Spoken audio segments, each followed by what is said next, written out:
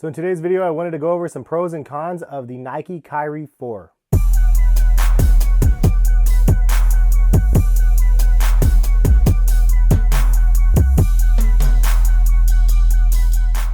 What is going on, guys? Hess here from CollectiveKicks.com. If you guys want to shop this week's top sneaker deals, check the link in the description, as well as if you guys want to buy the Kyrie 4s. In this video, I'm going to go over my pros and cons for the Kyrie 4s, but this is definitely going to be from a casual perspective, not obviously from a performance basketball perspective. So before we jump into the pros and cons, a little bit of an overview of the shoe and the box. Here is a look at the box, kind of has a graffiti look to it, and you can see this is the box, Kyrie 4, and this one was $120.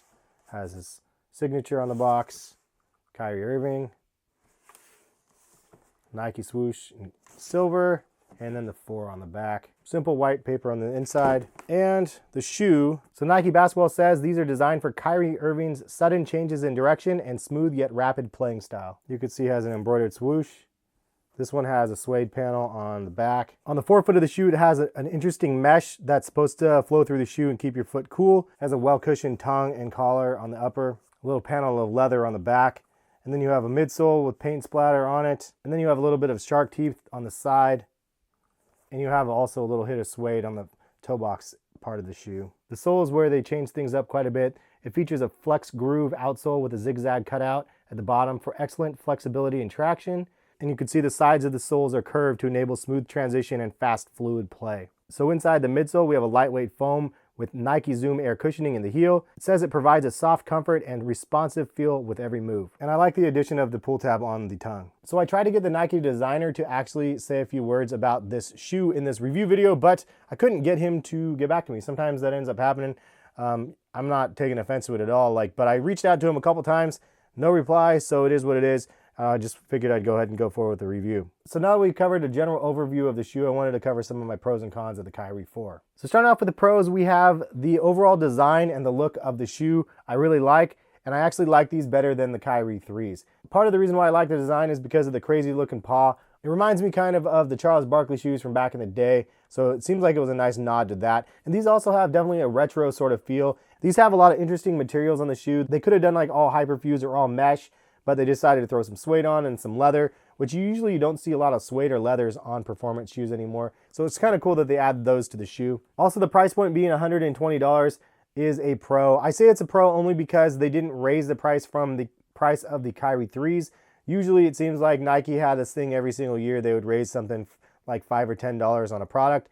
And that was happening with the Kyries as well, it seemed like, except for this year, it's only $120 as well as the previous year, which also means now is a great time to buy a Kyrie 3 if you haven't. Check the link in the description, and I had some that were on sale for like half price on Nike and Finish Line and stuff like that. So I'll link some to the Kyrie 3 and the 4s if you guys are interested. I gotta say, I do like the cushioning in these. Also, the zoom in the heel is always a plus, and you can see part of the zoom bag on the bottom right there. And all in all, they were pretty comfortable on feet. And the last thing I really like about the shoe is the sole. I just like the overall look of the shoe, but the flex groove sole adds a lot of performance value to Kyrie because of the side-to-side cutting. And if you're a ball player that cuts side-to-side really quick, I could see these being really advantageous to you guys. And when I used to hoop, I was definitely that person. So if I was gonna hoop, I would definitely want to try these out. But I say that as if I'm actually gonna hoop, but obviously that's probably not gonna happen anymore. I will tell you guys though, I was pretty decent in high school. When I did play it, there was one game I hit 40 points in like one game, which was pretty crazy. But I really liked playing basketball back in the day, but my back thought otherwise, unfortunately. So a couple of the cons I wanted to mention to you guys in this video for the Kyrie 4. The first con is definitely the fit. It's really, really snug. I would say go up half a size, maybe even a full size on these. And that was something I wish I would have known before I bought these. I honestly should have just tried them on. Sometimes you just assume like, oh, that's gonna be fine, whatever shoe it is. But these were uncomfortable to me because of the snugness of the shoe. They would have been great on feet, but because they were so snug on the toe box area, I just was not loving the feel. Now, some people said on Twitter that you should go true to size if it's for performance, but I gotta be honest, if I was wearing these for performance, my toe areas felt jammed right here together. And because of that, that's like a no-go for me. But I have a little bit wider foot than maybe normal, so part of that is that reasoning. But I would definitely go up a half a size at least on these if you're trying to cop. If you guys have a difference in opinion, feel free to leave a comment in the comment section. So another con for me, and this might just be me only, it felt like a little bit pigeon-toed when I was walking in these. It felt like I was almost walking on the inside of the shoe, not flat straight on like this. It was more like this. Like, I don't know how or why, but it felt like I was really right in the inside edge of the shoe when I was taking steps. And because of that, I just wanted to mention it. Again, I'm not sure if I'm the only one that had that issue or not. Another con for me personally is I liked the Kyrie 2 the best. I personally preferred the strap over top of the shoe than having it kind of exposed like this. I personally just like the look of the strap over top of the shoe. I think it added a lot of dynamic to the shoe. It added a lot of creativity to the shoe as well, from a design element probably, as well as from like a Nike ID perspective. And actually the Kyrie 2 was the one that I ID'd the most. I think I did 3 Nike IDs of the Kyrie 2. I didn't do any of the 3, and I don't plan on doing any of the 4s as of right now, just because there's not any really good combinations that I could find on the Kyrie 4s as of right now. And the last con, just for myself at least, is just the colorways in general. I don't really like any of the colorways that have released for the Kyrie 4s yet. The confetti colorway, I mean, I didn't even try to cop those ones, limited or not. It's just not one that I was interested in. The BHM colorway I wasn't feeling either, but I haven't really seen any colorways come out, including this one where I was like, I really need that colorway. This one I got at the Nike employee store for a discount, and overall I like the colorway. It's not terrible, but honestly, there's nothing eye-popping to me that makes me go, gosh, I can't wait to get those Kyrie 4s or whatever, because the colorways just have been lacking in my opinion. But that sums up the pro and cons for the Kyrie 4s so far. What do you guys think though? And what did I hit? What did I miss?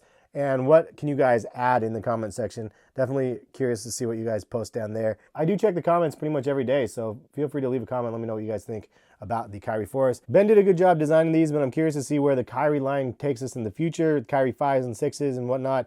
And would we ever get like a Kyrie Elite version where they have more of a budget to be able to create something even more crazy? Because I know that when they have like $120 price point that they have to hit on a pair of sneakers, they don't have as much creativity to be able to actually create the prime product that individual might want, because again, you're just trying to fit within a certain box, literally a box of the $120 range. But if they had an Elite version, maybe they could do something crazier and a little bit more advanced than what they're able to do on the regular model. That'd be nuts if they started doing the Elites again. I'm curious to see. I'm wondering if Nike actually is just giving up on that until the Nike basketball scene comes back a little bit stronger. But anyway, that's all we have for this video. Hopefully you guys enjoyed. Thank you guys for stopping by and watching. And we'll catch you guys for some more sneaker videos very soon. Peace, guys.